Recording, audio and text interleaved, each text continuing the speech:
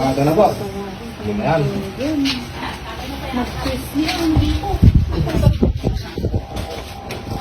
Ganun mo.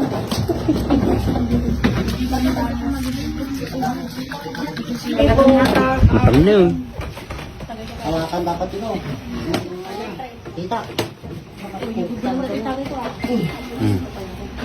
Kita, hawakan. So, yung mga, ito po mga kababayan, yung na-dislocate na paan ni brother na taga Binalunan, Pangasinan. Si brother Marvin. Marvin, taga Binalunan. Ito po yung nagawa po sa basketball po. O, ito po pa niya.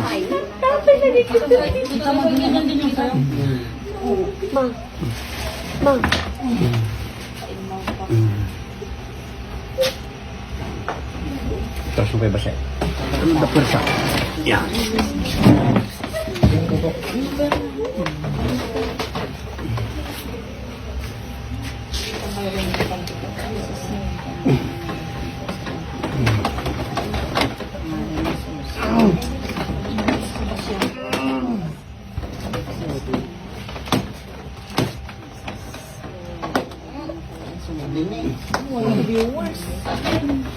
Salit na rin na kung saan hindi kaya na.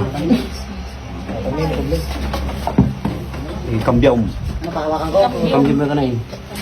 Kambyom man tanong tapos persak. Nah.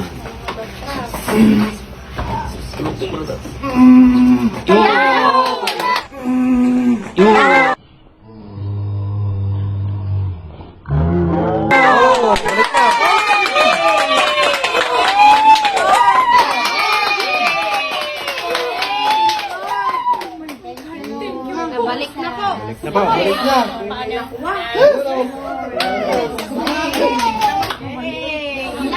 Balik na.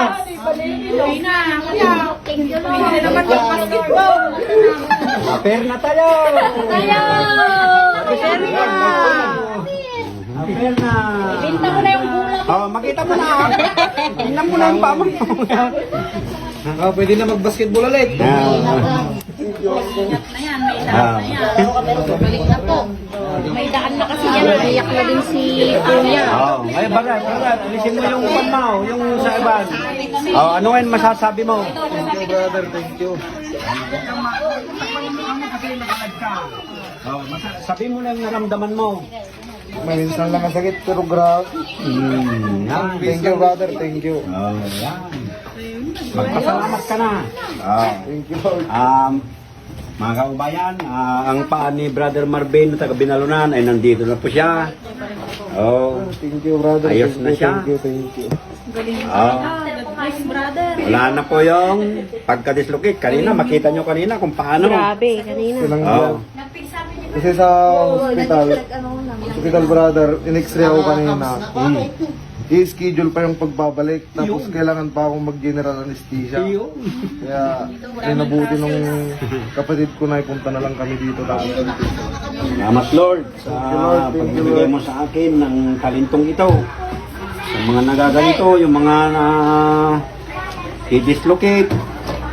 Kapasalamat ako Panginoong Isus at binigyan mo ko ng ganitong talent. Thank you Lord. Bigyan mo ko Panginoong Isus ng mahabang buhay para marami pa akong matutulungan.